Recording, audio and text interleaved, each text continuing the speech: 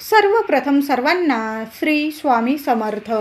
स्वामी महाराजांच्या कृपेने तुमच्या सर्व चांगल्या इच्छा पूर्ण होत ही स्वामींचरणी प्रार्थना करते आणि आजच्या व्हिडिओला सुरुवात करते. तर मंगळवार 12 नोव्हेंबर 2024ला देव उठणी एकादशी म्हणजेच प्रबोधनी एकादशी आलेली आहे. सोन्यासारखा दिवस आहे. याच दिवसापासून चातुर्मास समाप्ती असते. भगवान विष्णू कार्तिक एकादशीला उठतात, जागे होतात. आषाढी एकादशीला देवशयनी एकादशीला क्षीर समुद्रात शेष नागावर भगवान विष्णू झोपी जातात आणि कार्तिक एकादशीला जागे होतात. हे 4-5 महिने भगवान विष्णू झोपी गेलेले असतात. यालाच देव उठणी एकादशी, कार्तिक एकादशीला देव उठणी एकादशी असे म्हणतात. संपूर्ण महाराष्ट्रातच काय, संपूर्ण भारतातून वारकरी लोक पंढरपुरात देवांचे दर्शनास जातात. म्हणतात ना, आषाढी कार्तिकीला ज्या व्यक्तीला भगवान पंढरपुराला जाऊन विठ्ठलाचे रुक्मिणी मातेचे दर्शन होते, त्यांच्या चरणावर नतमस्तक होण्याची जी संधी भगवान आपल्याला देतात, त्यांच्यासारखं भाग्यवंत या जगी कुणी नाही. त्यांच्या जीवनाचं सार्थक होतं. काही लोक तर त्यांना कळस दर्शन झालं ना, आपल्याला पंढरपुरात जाऊन आषाढी आणि कार्तिकी एकादशीला कळस दर्शनाला सुद्धा खूप महत्त्व असते. मोठी यात्रा असते तिथं. सर्वांनाच माहीत आहे, सर्व वारकरी आषाढी आणि कार्तिकी एकादशीला आपल्या पांडुरंगाला, आपल्या विठू माऊलीला भेटण्यास लांबून लांबून लोक पायी सुद्धा जातात. आषाढी कार्तिकी एकादशीला पायी अनवाणी दर्शनास जातात आणि कष्ट सोसून आपल्या भगवंताचे दर्शन जो व्यक्ती घेतो त्याला म्हणतात पांडुरंग पावतोच आणि त्याच्या जीवनाचं सार्थक होतं. तर आपल्याला पंढरपुरात तर जाऊन आपल्या भगवान विठ्ठलाचं दर्शन घेणं शक्य नसेल तर आपण घरात सुद्धा आषाढी आणि कार्तिकी, आता कार्तिकी एकादशी, देव उठणी एकादशी 12 नोव्हेंबर मंगळवार रोजी आलेली आहे. काही सेवा आपण घरात केल्या तर त्या सेवा आपल्या विठू माऊलीपर्यंत नक्कीच पोहोचणार आहे. म्हणतात ना, विठू माऊली कणाकणात आहे. तुम्ही त्या विठू माऊलीला घरातून जरी हाक मारली हृदयापासून, ती विठू माऊली धावत येईल आणि तुमचं नक्कीच प्रार्थना ऐकेल आणि तुमची इच्छा लगेच पूर्ण करेल. तर देव उठणी एकादशी 12 नोव्हेंबर मंगळवार रोजी आलेली आहे. तर आपल्याला काही सेवा, आपल्याला काही उपायसुद्धा करायचे आहे. भारतातून लोक लांबून लांबून देवाच्या दर्शनाला जातात. आपल्याला नाही जमत, आपण घरून सुद्धा सेवा केली, काहीही हरकत नाही. तर आपल्या घराची भरभराटी होण्यासाठी आपण काही उपाय, सेवा करायच्या आहे. त्याचबरोबर या दिवशी काही चुकासुद्धा आपल्याला टाळायच्या आहे, जेणेकरून आपल्याला संपूर्ण कार्तिकी एकादशीचं फळ मिळालं पाहिजे. आपल्याला नाही ना उपास तापास झेपत. काही वेळा आपण आत्तापर्यंत उपवास केले आणि आता आपल्या तब्येतीनुसार नसेल आपल्याला होत उपवास तापास, तर काही अशा सेवा आपण केल्या तर नक्कीच आपल्याला संपूर्ण कार्तिकी एकादशीचं फळ मिळतं. त्याचबरोबर काही चुका आपल्याला या दिवशी अजिबात करायचं नाही. तर या दिवशी चुकूनसुद्धा कुणाची निंदा नालस्ती करायची नाही, कुणाशी खोटं बोलायचं नाही, कुणाचा अपमान करू नका. कुणाला काही देता घेता नाही आलं ना, कुणाचा अपमान करू नका. घरातल्यांचाच काय, बाहेरच्यांचा सुद्धा अपमान करू नका. मांस, कांदा, लसूण, पालेभाजी, वांगी, मसूर, नाचणी, उडीद, चणे हे पदार्थ महिलांनो या दिवशी कार्तिकी एकादशीला चुकूनसुद्धा आपल्या घरात होणार नाही, याची काळजी घ्या. मांसाहार वर्ज्य आहे. कांदा, लसूण खाऊ नका. तुम्ही खात असाल, खाऊ शकता, पण माझं सांगण्याचं काम आहे, मांसाहार वर्ज्य आहे. कांदा लसूण, एक दिवस कांदा लसूण विरहित स्वयंपाक करून बघा. पालेभाज्या या दिवशी खाऊ नका. त्यात मेथीची भाजी या दिवशी बनवू नका. वांग्याची भाजी बनवू नका. मसूर वर्ज्य आहे. लाल मसूरची डाळ आणि काळा मसूर या दिवशी करू नका. उडदाची डाळ, चणे, काळे चणे ते खाऊ नका या दिवशी. हे पदार्थ चुकूनसुद्धा आपल्या या दिवशी अजिबात घरात शिजवू नका. हे अन्न आपल्याला वर्ज्य करायचं आहे. त्याचबरोबर दशमीपासूनच ब्रह्मचर्याचे आपल्याला पालन करायचं आहे. एकादशीच्या दिवशी चुकूनसुद्धा नख कापू नका, केस कापू नका. त्याचबरोबर घराची झाडलोट करायची असेल महिलांनो, तर आपल्याकडून किडे मुंग्या यांना इजा पोहोचणार नाही याची काळजी घ्यायची आहे. कारण भगवान विष्णू विठू माऊलीला प्रत्येक जीव, मग किडे मुंग्या असू दे किंवा मनुष्य असू दे, प्रत्येक जीव खूप महत्त्वाचा आहे, प्रिय आहे. म्हणून या दिवशी चुकून सुद्धा आपल्याकडून कोणाला इजा होणार नाही. मग ते किड्या मुंगे असू दे किंवा कुणी मनुष्य असू दे, व्यक्ती असू दे, कुणालाच आपल्याला इजा पोहोचवायची नाही आहे. म्हणून महिलांनो, झाडलोट करताना काळजी घ्या की किडे मुंग्या आपल्या हातून त्यांना इजा पोहोचणार नाही आणि मगच तुम्हाला झाडलोट करायची आहे. हे छोटे मोठे आपल्याला या गोष्टींची काळजी घ्यायची आहे आणि मगच आपल्याला आपल्या संपूर्ण कार्तिक एकादशीचं आपल्याला फळ मिळणार आहे. तुम्ही नाही उपास तापास केला तरीही चालेल, पण या गोष्टींची काळजी घेतली तर भगवान विष्णू विठू माऊली नक्कीच आपल्याला भरभरून आशीर्वाद देतील. त्याचबरोबर कार्तिकी एकादशी असू द्या किंवा आषाढी किंवा महिन्यातील 2 एकादशी, 24 एकादशी येतात वर्षातून. कुठल्याच एकादशीला तुळशीला हात लावू नका, तुळस तोडू नका. आदल्याच दिवशी तोडून ठेवली, आता परवा 12 तारखेला प्रबोधनी एकादशी म्हणजेच देव उठणी एकादशी आहे. तुम्ही 11 तारखेला सोमवारी तुळस तोडून ठेवली किंवा तुम्ही विकत आणली तरीही चालेल. त्या दिवशी चुकून सुद्धा आपल्या दारातली तुळस तोडू नका, हात लावू नका. खाली तुळशीच्या खाली कुंडीत पडलेले असतील पाने, तुम्ही धुवून घेतले आणि ते सेवेसाठी भगवान विष्णूंच्या विठू माऊलीच्या सेवेसाठी वापरले तरीही चालेल. तुळस आणि बेलाचं पान कधीच शिळं होत नाही. म्हणून तुम्ही तेच वापरलेलं असेल, देवाला वाहिलेलं असेल, तेच धुवून घेतलं आणि पुन्हा तुम्ही देवांचा मंत्र जपत देवांना वाहिलं, काहीही हरकत नसतं. म्हणून तुळशीला अजिबात हात लावायचा नाही. महिलांनो, तुम्हाला जर तुळस लावायची असेल तर यासारखा सोन्यासारखा दिवस पुन्हा येणे नाही. तुळशीचा विवाह दुसऱ्याच दिवसापासून, द्वादशीपासून सुरू होत आहे. प्रत्येक महिलेच्या घरात तुळस असली तरी पण मी म्हणेल एक तुळशीचं रोप आपल्या घरात नवीन नक्की लावा. सोन्यासारखे दिवस येतील. महिलांनो, नक्की ऐका. एक तुळशीचं रोप मी सुद्धा लावणार आहे. तुम्ही सुद्धा.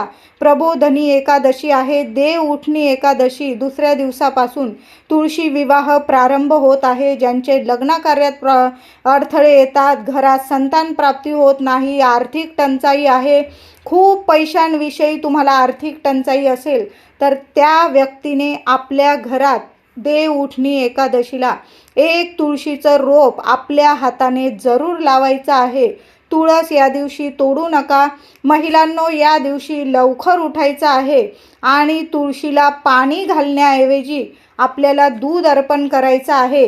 त्याचबरोबर ओम नमो भगवते वासुदेवाय नमः, ओम नमो भगवते वासुदेवाय नमः या मंत्राचा जप आपल्याला चालता बोलता करायचा आहे.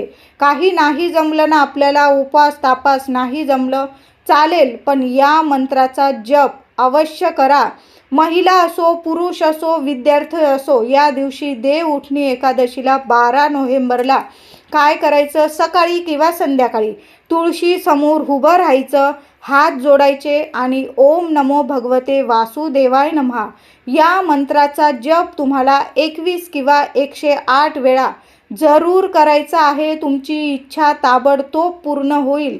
तुमची इच्छा असेल, बोला किंवा नका बोलू, भगवान विष्णू आपल्या प्रत्येकाच्या मनात काय चाललेलं आहे आपल्यापेक्षा आपल्या देवांना, आपल्या स्वामींना जास्त कळत असतं.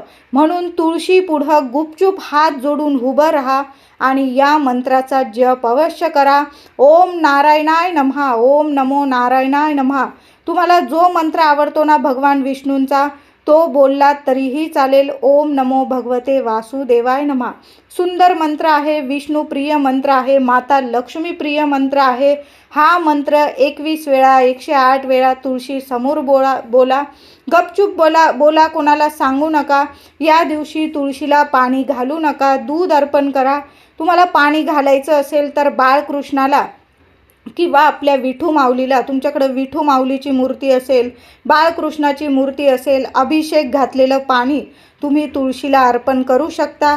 पण असंच पाणी घालू नका.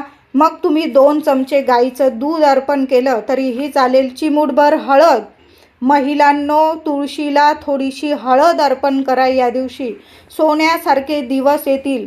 महिलांनो, या दिवशी लवकर उठायचं आहे. अंघोळीच्या पाण्यात 2 तुळशीची पानं आपल्याला टाकायचीच आहे.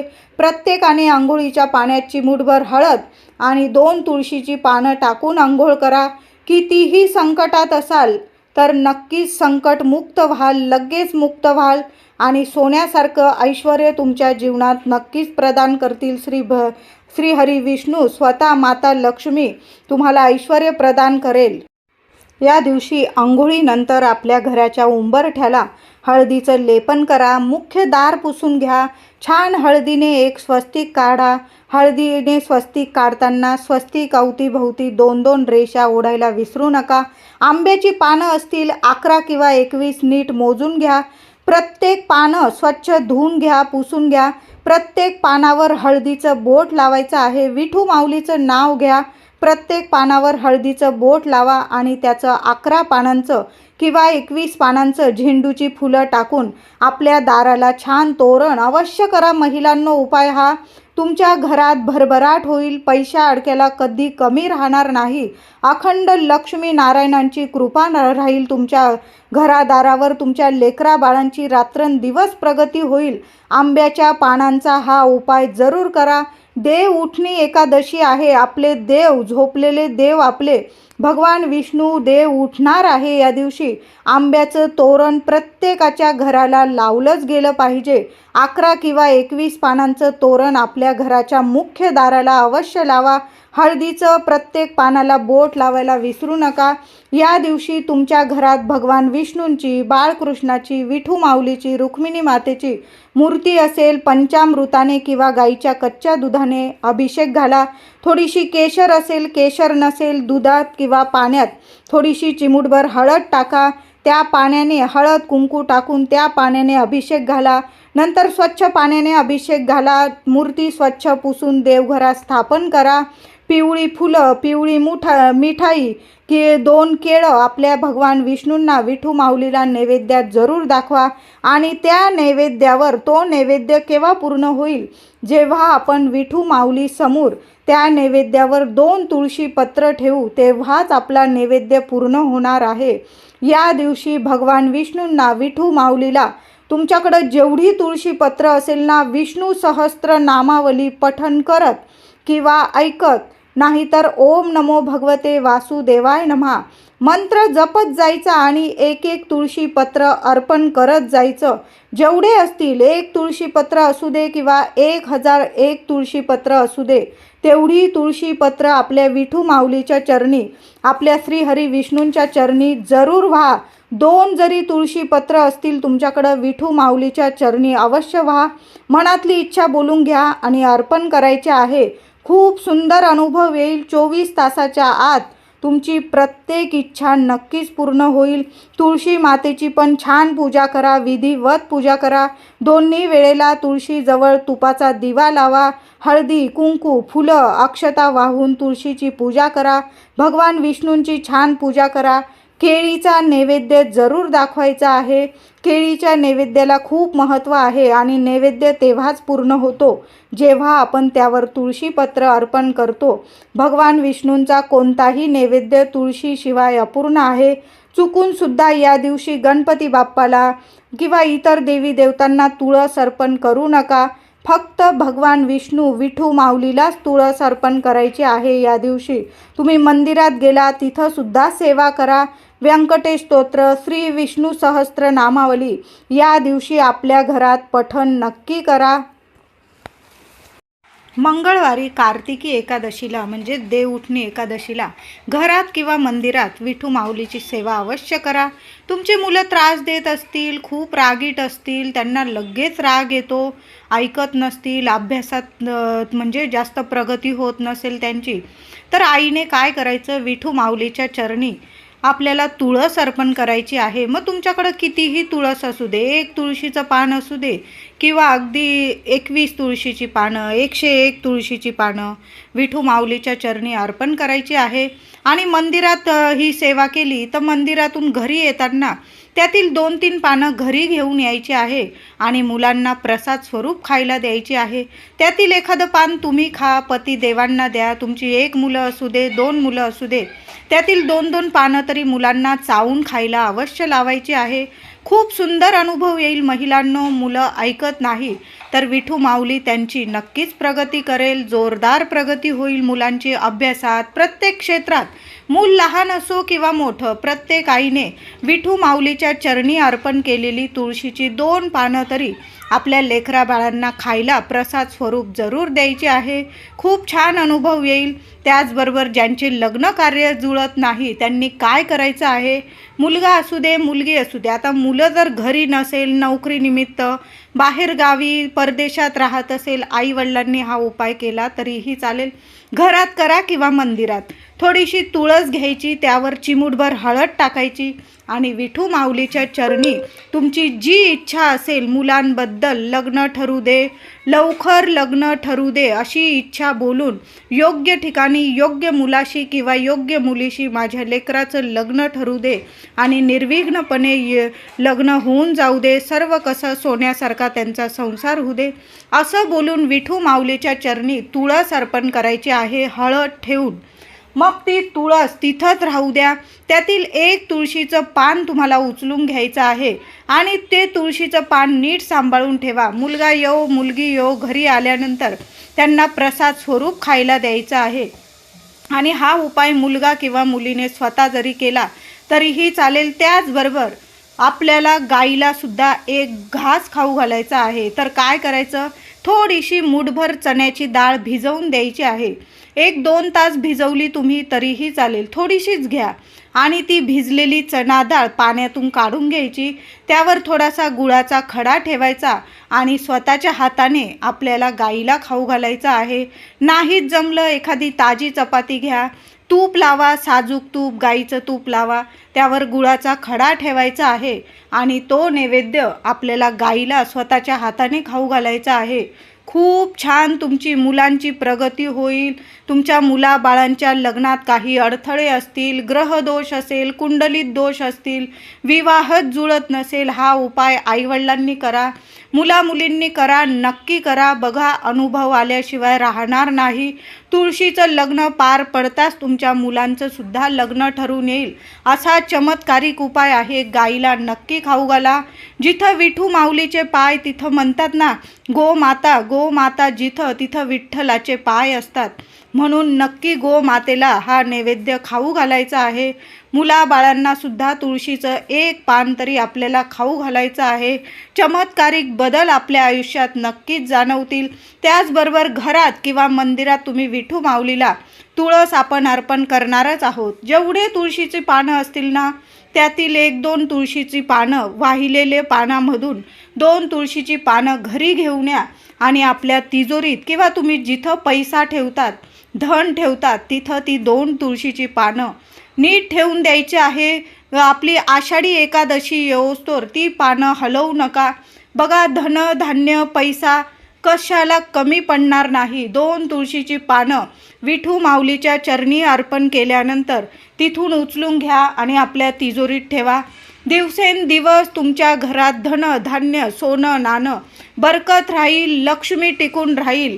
विठू माऊली असा चमत्कार करेल तुमच्या घरात की दिवसेंदिवस तुमच्या घरात पैसा येत राहील, टिकून राहील, स्थिर राहील. लक्ष्मी माता अखंड वास करेल. तर हे उपाय महिला असो पुरुष दादा असो नक्की करायचे आहे. व्हिडिओ आवडला असेल लाईक करा, शेअर करा, चॅनलला कृपया सबस्क्राईब करा.